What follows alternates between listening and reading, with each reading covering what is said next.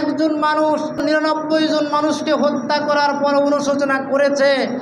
আর এই নব্য স্বৈরাচার ফেরাউনি কায়দায় যারা মানুষ হত্যা করেছে, আলেম ওলামাদের মেরেছে, শাপলা চত্বরে নিরীহ আলেমদের মেরেছে, হাজারো মিডিয়াদের হত্যা করেছে, সারা দেশে জঙ্গি নাটকের নামে মানুষ হত্যা করেছে, আয়না ঘরে রেখে খুন গুম করে হত্যা করেছে, এখনও এদের মনে কোনো অনুশোচনা আসে নাই যে আমরা অন্যায় করেছি, বরং আরও অন্যায় করে দেশটাকে বিপর্যয়ের দিকে নিয়ে যাচ্ছে। কথা বলেন ঠিক কিনা?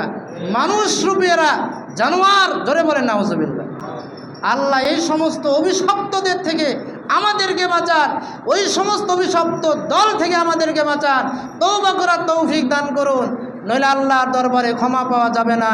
আপনি যদি অন্যায়কে সাপোর্ট করেন, তাদের সাথে কিয়ামতের দিন হাসর নাসর হবে। জোরে বলেন নাউজুবিল্লাহ।